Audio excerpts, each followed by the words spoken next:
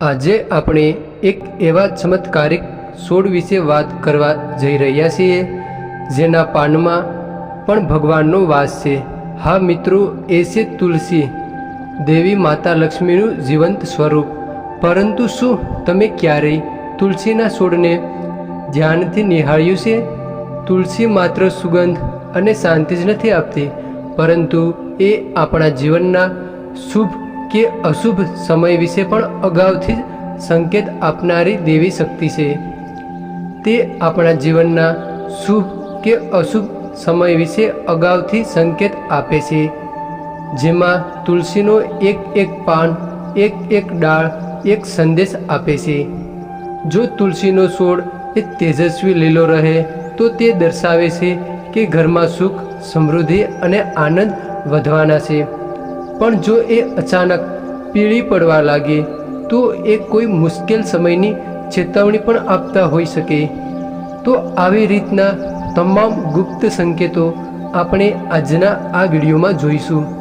તો ઘણા લોકોએ વાસ્તુશાસ્ત્રના સામાન્ય સમજતા હોય છે, પરંતુ ઘણા લોકોએ વાસ્તુના અમુક મુખ્ય નિયમોનું પાલન કરી અને પોતાના ભાગ્યના દરવાજા પણ ખોલ્યા છે।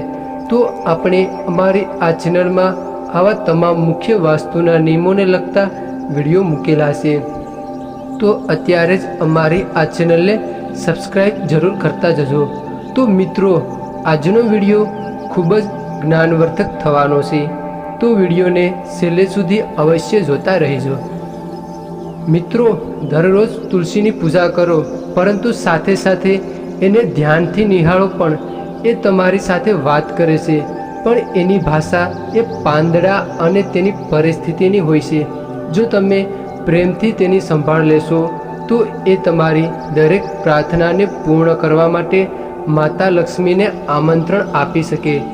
તુલસી એ માત્ર છોડ નથી, એ તમારી જીવનની રક્ષા કરનાર દિવ્ય ઉર્જા છે। તો આજે જ તમારી તુલસીની પાસે બેસો, એને પ્રેમથી જુઓ અને એની સાથે થોડું જોડાણ અનુભવો। કદાચ એ તમને પણ કોઈ ગુપ્ત સંદેશ આપી રહી હોય।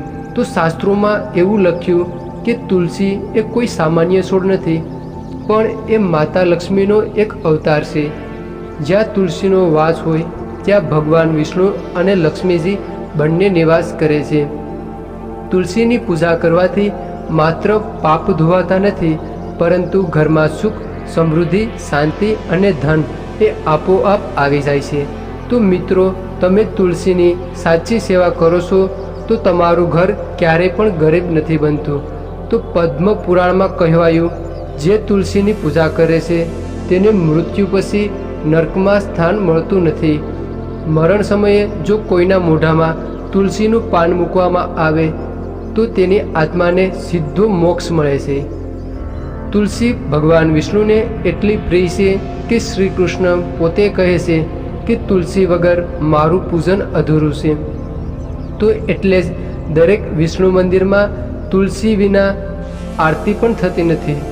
તો ચાલો હવે તમારા બધાનો કિંમતી સમય બગાડ્યા વગર વિડીયોની શરૂઆત કરીએ। તો ચાલો જોઈએ તુલસીના દૈવી સંકેતો વિશે।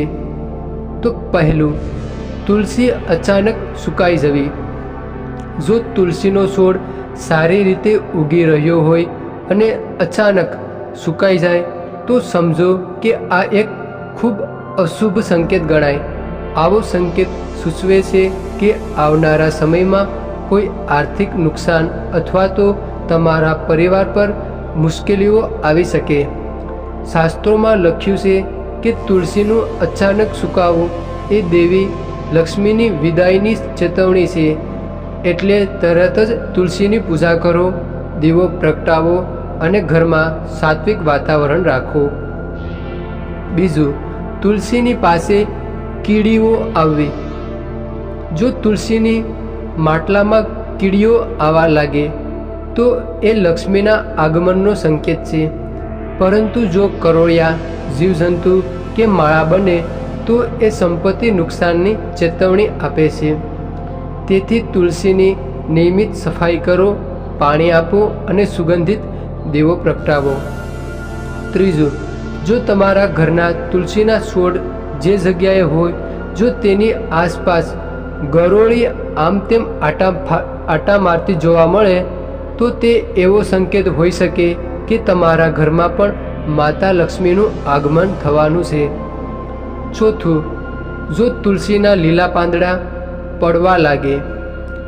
જો તુલસીના લીલા પાન પોતે પડવા લાગે તો આ સૂચવે છે કે લક્ષ્મીજી તમારા પર નારાજ છે. આ સમયે ઘરમાં ઝઘડા, અસંતોષ કે સ્ત્રી શક્તિનો અપમાન થઈ રહ્યો હોઈ શકે. યાદ રાખો, જ્યાં સ્ત્રીનો અપમાન થાય છે ત્યાં લક્ષ્મી ક્યારે પણ નિવાસ નથી કરતી.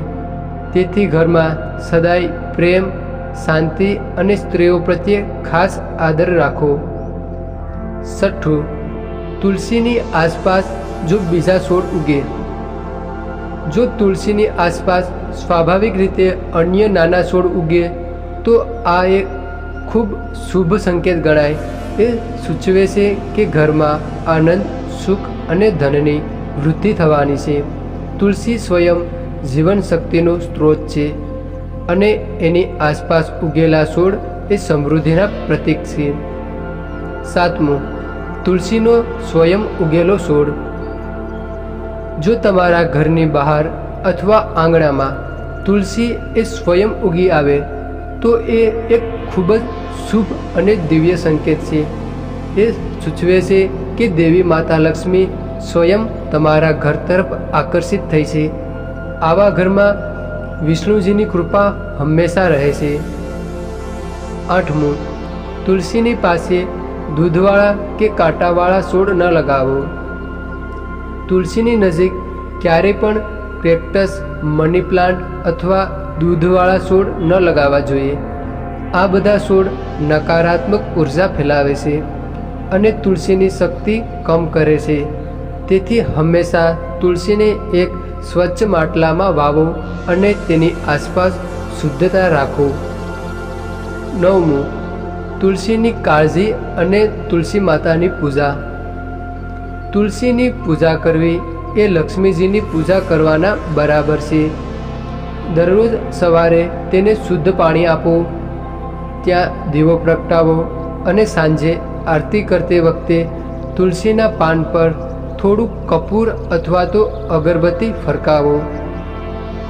10મું, તુલસીની સુગંધમાં ફેરફાર. જો તુલસીના પાનની સુગંધ અચાનક ખતમ થઈ જાય તો એ ઘરમાં વધતા નકારાત્મક ઉર્જાને કારણે છે. તેથી રોજ સવાર સાંજ તુલસીની આરતી કરો, ઘરમાં શંખ વગાડો અને શક્ય હોય તો ઓમ નમો ભગવતે વસુદેવાય મંત્રનો જાપ કરો. તો એ મંત્ર છે ઓમ નમો ભગવતે વસુદેવાય. તો મિત્રો, હવે આગળ આપણે તુલસીના છોડ વિશેની અન્ય માહિતી જોઈએ. તો તુલસીના 11 પાનનો ઉપાય. ગુજરાતમાં પ્રસિદ્ધ છે કે વહેલી સવારે બ્રહ્મ મુહૂર્તમાં તુલસીના 11 પાન તોડી તેને ચોખ્ખા પાણીમાં ધોઈ ત્યારબાદ તેમાં મળેલા નાના નાના ટુકડાઓને ઘરની રોટલી બનાવતી લોટવાળી વાસણમાં કે ઉપયોગમાં લાવેલી જગ્યાએ મૂકવું. એવા લોકો માને છે કે આર્થિક અડચણો આનાથી દૂર થાય છે. હવે તુલસીના છોડની સંખ્યા. તો વાસ્તુ મુજબ ઘરમાં તુલસીના છોડની સંખ્યા 1, 3 અથવા તો 5 એટલે કે 1, 3 કે 5 એ હોવી શ્રેષ્ઠ ગણાય. આ સંખ્યાઓ સકારાત્મક ઉર્જાનો પ્રતીક છે અને ઘરમાં શાંતિ, સુખ, સમૃદ્ધિ લાવે છે. હવે તુલસીના છોડની દિશા અને તેનું યોગ્ય સ્થાન.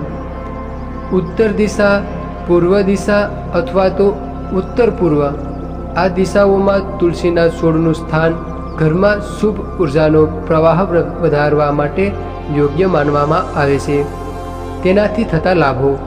તેનાથી તમારા સ્વાસ્થ્યમાં સુધારો, શાંતિ અને સંતુલન, ઘરમાં સમૃદ્ધિ અને ધાર્મિક ઉર્જાનો વધારો થાય છે. તેનાથી ઘરમાં વિઘ્નો, તણાવ અને નોકરી ધન સંબંધિત સમસ્યાઓ સર્જાઈ શકતી નથી. તુલસીના છોડને ઊંચાઈ કે પોટમાં મૂકી રાખવું. તુલસીના છોડને સીધા જમીનમાં વાવવું એ શ્રેષ્ઠ નથી. તેને પોટમાં વાવો અને પોટને જમીનથી 6 થી 12 ઇંચ ઉપરના પ્લેટફોર્મ પર રાખો. પોટ એ માટીમાં સૂક્ષ્મ કાંકરી અથવા તો નાની રેત ભરીને તેમાં પાણી નકારવું.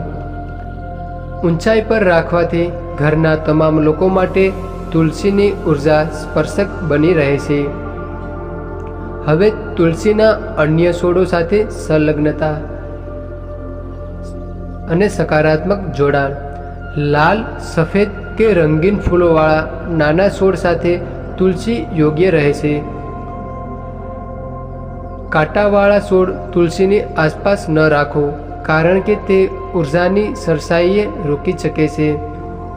હવે સ્વચ્છતા અને તેની આસપાસનું વાતાવરણ. તુલસીના છોડની આસપાસ સફાઈ રાખવી જરૂરી છે. ઝાડુ, બિન અને જૂની વસ્તુઓ તુલસીની ઉર્જા રોકી શકે. સૂકું અથવા મરી ગયેલું તુલસીનું છોડ ન રાખવું, કારણ કે તે નકારાત્મક ઉર્જા આકર્ષે છે. તેને નિયમિત પાણી આપવું અને પાનના કાંચલા દૂર કરવાથી છોડ સારા રહે છે. હવે આગળ આપણે તુલસી છોડના અન્ય ફાયદાઓ જોઈશું. પહેલું, વાતાવરણ શુદ્ધિકરણ. તુલસીનો છોડ એ વાયુમાં રહેલા ઝેરી ગેસો જેમ કે કાર્બન ડાયોક્સાઇડ, સલ્ફર ડાયોક્સાઇડ અને કાર્બન મોનોક્સાઇડનું શોષણ કરી લે છે અને તમારા ઘરના આસપાસના વાતાવરણને શુદ્ધ કરી દેશે. બીજું, માનસિક શાંતિ. તુલસીનો છોડ ઘરમાં મૂકવાથી માનસિક તણાવ ઘટે છે અને શાંતિપૂર્ણ વાતાવરણ પણ મળે છે. ત્રીજું, સકારાત્મક ઉર્જાનો પ્રવાહ.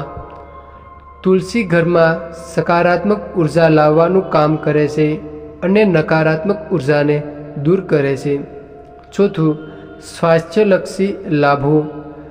તુલસીના પાનમાં એન્ટીબેક્ટેરિયલ અને એન્ટીફંગલ ગુણધર્મો હોય છે, જે શ્વાસને લગતી સમસ્યાઓ, શરીરની ચામડી, ત્વચાને સંબંધિત રોગો અને અન્ય રોગોથી બચાવે છે. તો આગળ આપણે હવે એવી બાબતો જેનું ખાસ ધ્યાન રાખવું જરૂરી છે. સૂકું, મરી ગયેલું અથવા તો અસ્વચ્છ તુલસીનો છોડ ન રાખવો જોઈએ. અંધારું, ભીના અથવા પાણી ભરેલા સ્થળ પર તુલસીનો છોડ ન મૂકો. દક્ષિણ પશ્ચિમ અથવા તો પશ્ચિમ દિશામાં તુલસી ક્યારેય પણ ના રાખવી. તો મિત્રો, તુલસી એ માત્ર એક છોડ નથી, એ છે આપણા જીવનની રક્ષા કરનાર શક્તિ. જે ઘરમાં તુલસીનો વાસ છે ત્યાં દુષ્ટ શક્તિ ક્યારેય પણ પ્રવેશતી નથી. તેથી તમારા ઘરમાં તુલસીનો છોડ જરૂર હોવો જોઈએ. તેને પ્રેમથી પાણી આપો, તેનું પૂજન કરો અને તેની સાથે જોડાયેલ દરેક સંકેતને ધ્યાનથી નિહાળો. જ્યાં તુલસી હશે ત્યાં માતા લક્ષ્મી વસે છે. તો મિત્રો, તુલસીનો છોડ તમારા ઘરમાં માત્ર હરિયાળા પાન નથી, એ તો સુખ, શાંતિ અને સમૃદ્ધિ લાવતો એક જીવંત દેવનું તત્વ છે. જો તમે તેનું ધ્યાન અને પ્રેમથી રાખો તો તેને રોજ અભિનંદન આપો અને તેની ખાસ સંકેતોને સમજવાનો ખાસ પ્રયત્ન કરો. તો તમારા ઘરમાં સુખ અને સંપત્તિની પ્રવાહ ફરી શરૂ થઈ જશે. દરેક તુલસીના પાનમાં અને તેની આસપાસના સંકેતોમાં પ્રાચીન વિદ્વાનોએ માતા અને સુખ સંપત્તિના સંકેતો છુપાવ્યા છે. આ માત્ર નિમિત્તિ નથી, એ એક જીવંત સંકેત છે જે તમને સકારાત્મક ઉર્જા, આત્મવિશ્વાસ અને જીવનમાં નવું ઉત્સાહ આપે છે.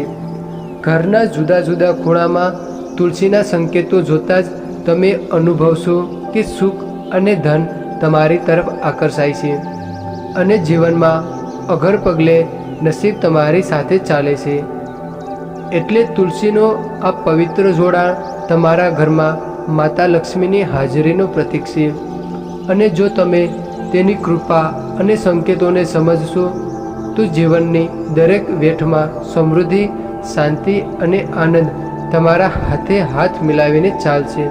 તો મિત્રો, વિડીયોનો અંત કરતાં હવે જે કોઈ મિત્રો આ વિડીયો વિશે કંઈક કહેવા માંગતા હો તો વિડીયોની કોમેન્ટ બોક્સમાં પોતાનું મંતવ્ય જરૂર જણાવતા જજો। તો તમામ મિત્રો મનમાં પોતાની કુળદેવી માતાનું નામ સ્મરણ કરી અને જો તમને સારું લાગે તો વિડીયોની કોમેન્ટ બોક્સમાં પોતાની કુળદેવી માતાનું નામ અવશ્ય લખતા જજો, તેમજ માતા લક્ષ્મીનું નામ પણ અવશ્ય લખતા જજો। તો મિત્રો, ઘણા લોકોએ વાસ્તુના અમુક મુખ્ય નિયમો અને ઉપાયોનું પાલન કરી અને પોતાના બંધ ભાગ્યના દરવાજા ખોલ્યા છે।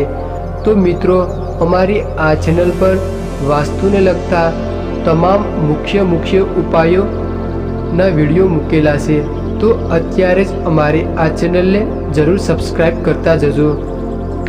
તો મિત્રો, હવે નવા વિડીયો સાથે પાછા મળશું। તો તમામ મિત્રોને જય શ્રી કૃષ્ણ, જય શ્રી માતા લક્ષ્મી।